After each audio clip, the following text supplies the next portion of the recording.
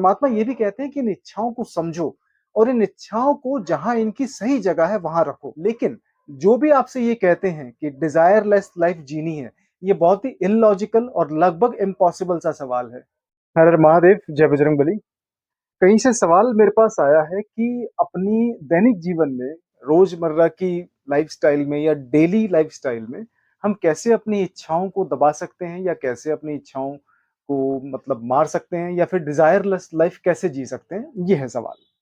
अच्छा, अब मैं आपको कुछ चीजें बताता हूँ, ठीक है, जो मुझे लगता है कहीं ना कहीं अपने संस्कृति में या फिर हमारे जो ऋषि मुनि कहीं ना कहीं जो समझा के गए हैं और जो हमारे ग्रंथों में लिखा है।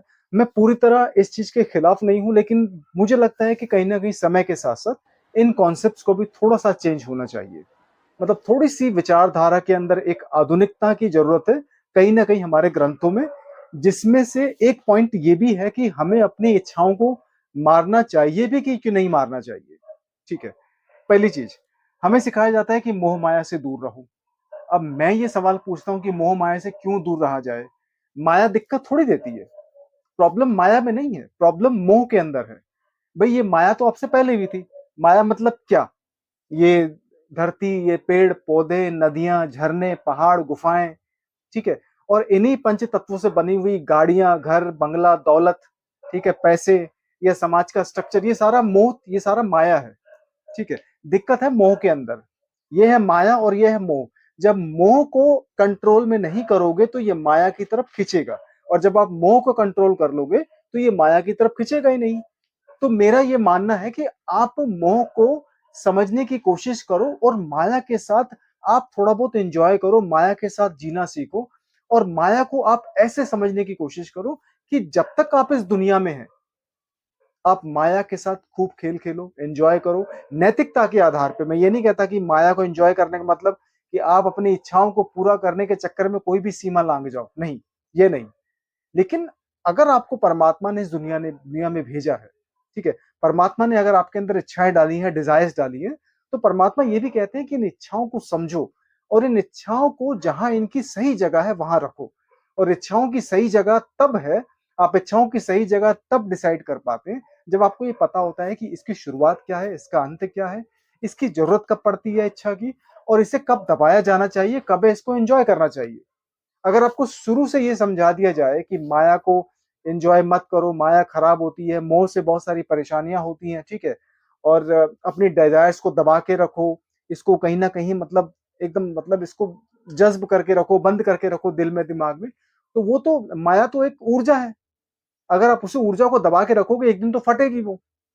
ठीक है, और वैसे भी हमारी ये जो भूमि है, जो सनातन भूमि है, ये जो भारतवर्ष है, ये ऋषि मुनियों की भूमि है। ठीक है, कई बार मैंने बताया यहाँ पे बड़े बड़े मुनियों ने तप करा है।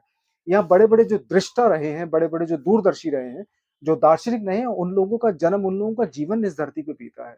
तो उन लोगों ने मानवता की मतलब मानवता को एक दिशा दिखाने के लिए, समाज को एक सही डायरेक्शन देने के लिए ऐसे बड़े बड़े ऋषि मुनियों ने त्याग करा है, बलिदान दिया है, तपस्याएं करी हैं, और अपने अंतर ध्यान करके बहुत बड़े बड़े ग्रंथ लिखे हैं।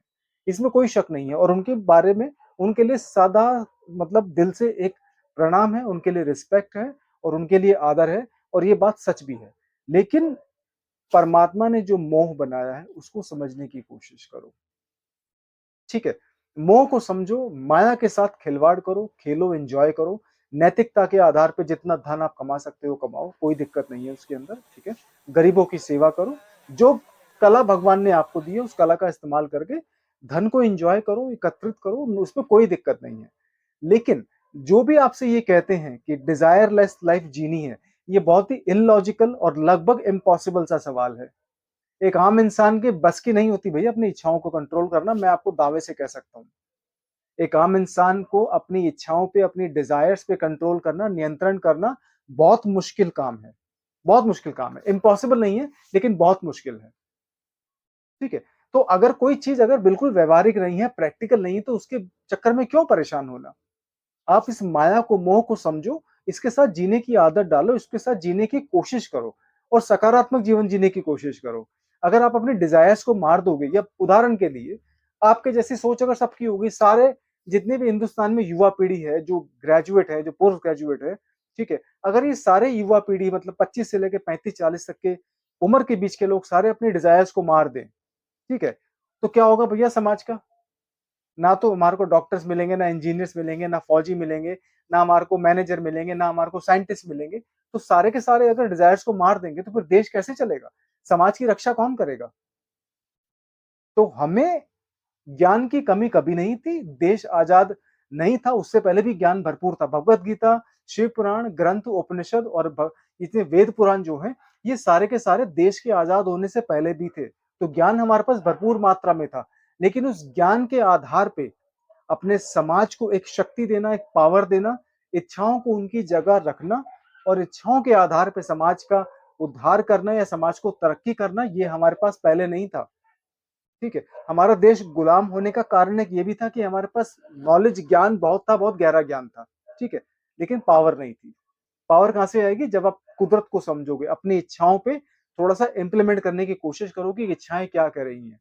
अगर आज से अगर मतलब 300-400 साल पहले बड़े-बड़े जो साइंटिस्ट थे, जिन्होंने हमारे को रॉकेट दिया मतलब और लेटेस्ट जो साइंटिफिक डिस्कवरीज़ हैं, जो इन्वेंशन्स हैं, अगर ये लोग भी अपनी इच्छाओं पे काबू कर लेते, तो शायद ये मतलब मनुष्य इतना आगे नहीं बढ़ता।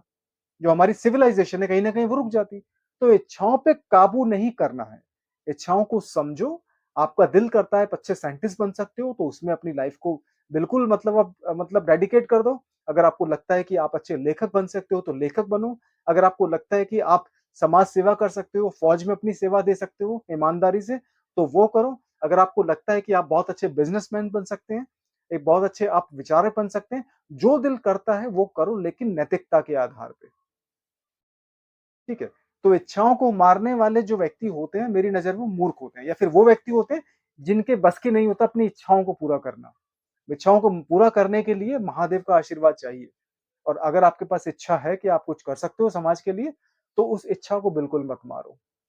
मानवता के सेवा करने वाली इच्छा को मारना भी एक तरीके से बहुत बड़ा पाप है। तो ऐसी इच्छा को मत मारो। कोई भी इच्छा जो आपको सेल्फिश बनाती है, कौन-सी इच्छा है आपको मारनी जो आपको सेल्फिश बनाती है? जो सिर्फ़ आपके हित के बारे में सोचती है, ठीक है? ऐसी इच्छा जिसमें दूसरे को दुःख पहुँचा के आपको संतुष्टि मिलती हो, ये इच्छा इच्छा नहीं होती। वो इच्छा जिसमें समाज का भला हो सके, किसी दूसरे व्यक्ति के बारे में भला हो सके, किसी व्यक्ति का उद्धार हो सके, वो इच्छाएँ ज़रूरी होती हैं। हर हर महादेव, जय बजरंगबली।